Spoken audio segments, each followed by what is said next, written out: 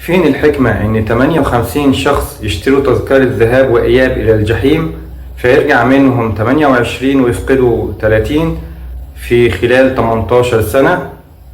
مش ليه كده؟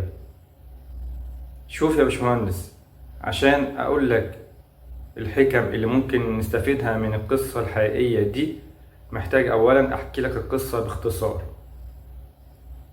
دول 58 شخص للأسف اتهموا في قضية في بلد عربي مسلم، وبغض النظر كانوا ظلمة أو مظلومين، مش دي قضيتي، اتحبسوا في مكعبين كبار، كل مكعب جواه 29 مكعب من صفيح،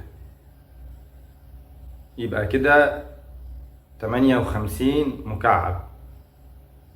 المكعب ده مصمت، مفهوش فتحات، فيه بس 17 خرم صغير بيدخل منه هواء بسيط، مفيش نور، مفيش شمس، مفيش حركة لمدة 18 سنة. لك أن تتخيل وضع زي كده فتحة الحمام كانت عاملة ازاي، فتحة قد كده للحمام، لدرجة ان واحد من ال58 من غير ما يقصد وقع منه حاجة في الفتحة دي، ففضل 11 سنة يحاول يخرجها وما قدرش ومات في الاخر. طبعا وضع زي كده، تخيل الاكل هيبقى عامل ازاي، تخيل المية هتبقى عاملة ازاي، مفيش فتح لابواب المكعب الصغير ده 18 سنة. طبعا مفيش حاجة اسمها حلاقة شعر، مفيش حاجة اسمها تغيير ملابس، مفيش حاجة اسمها تغيير أغطية للمكان المرتفع شوية اللي كانوا بيناموا عليه جوه المكعب ده، لأن مفيش أغطية أصلا. تخيل من صفيح، فالجو بيبقى عامل ازاي جوه الصفيح في حرارة في الصيف شديدة هائلة فوق 50، وفي برد قارس تحت الصفر في الشتاء.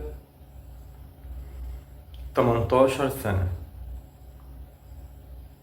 ولذلك صدق من قال دي تذكرة ذهاب وإياب إلى الجحيم. تخيل مع الظلمة الشديدة من غير شمس ولا كهرباء طبعا، كمية الحشرات والعقارب اللي ممكن تتواجد في مكان زي كده، لأنه كان في مكان فيه صحراء بعيد عن تواجد الناس. طبعا مفيش حاجة اسمها دكتور، مفيش حاجة اسمها دواء. مات 30 شخص لأنه شيء طبيعي جدا، الشخص مفيش خروج، مفيش حركة، فالشخص مفيش علاج في وضع زي كده، فالشخص يمرض وبعد كده يموت. فيعني كويس ان هما خرج منهم 28 عشان يحكوا لنا عن وجود العار ده في الدنيا، لدرجة ان هما قعدوا شهر كامل. 28 دول قعدوا شهر كامل بيتم علاجهم وتغذيتهم قبل ما يقدروا يروحوا لبيوتهم. دي القصة باختصار يا باشمهندس. فين الحكمة من كده؟ مش ليه كده. أول حكمة عشان تعرف إن الدنيا تتكسف إن ده يحصل على أرضها. تاني حكمة عشان تعرف إن عار على بني آدم إن ده يحصل بينهم. تالت حكمة عشان تعرف وتتأمل في حكمة ربنا، إنه خلى 28 شخص يتحملوا 18 سنة في الجحيم ده عشان يطلعوا يحكوا لنا عنه.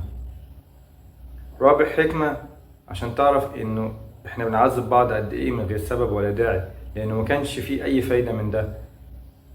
أنت كان ممكن تعدمهم وخلاص وانتهى الأمر، أو تسجنهم، مش هقولك في نعيم بس مش ممكن يكون في الجحيم ده. خامس حكمة عشان تتأمل في حديث صاحبة الهرة اللي قال النبي صلى الله عليه وسلم عنها: دخلت امرأة النار في هرة حبستها، لا هي أطعمتها ولا هي تركتها تأكل أو ترمرم من خشاش الأرض. دي هرة يا مؤمن، دي قطة يا مؤمن، فما بالك بإنسان بني آدم.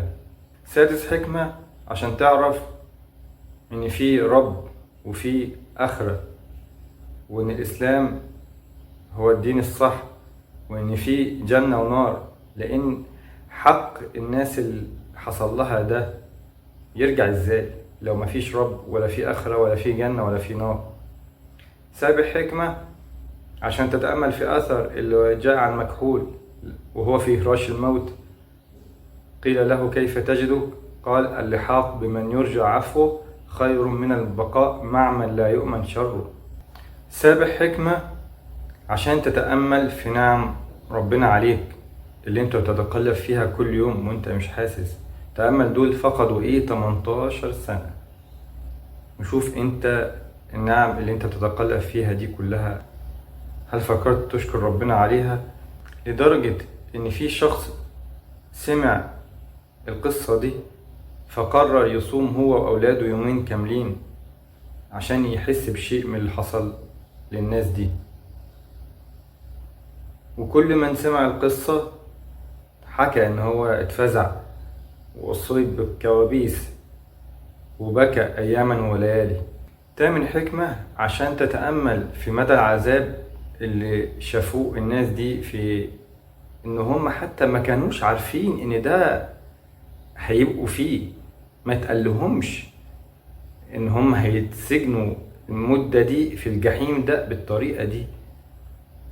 تخيل، حتى دي معرفوهاش. لدرجة إن واحد من اللي تسببوا في القضية دي قال لبنت شخص من كانوا موجودين في الجحيم ده هو لسه في أحياء في المكان ده بعد فترة طويلة في خلال 18 سنة، لأن كان طبعا في محاولات لإخراجهم بعد سنوات طويلة من لما اكتشف الأمر، وده اللي أدى لخروجهم.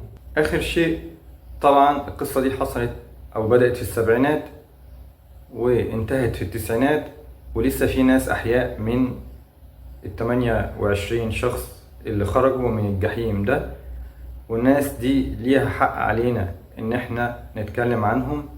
ده أقل شيء مننا تجاههم، لأنه مستحيل يبقى صح إن اللي حصل ده ينتهي سدى كده من غير أي حكم ولا عبر ولا فايدة. أنا كده خلصت اللي ربنا يسرهولي من حكم، ولو حابب تشارك ده لحد يحب ده فأنا أحب ده، ومعلش لو الموضوع صعب شوية.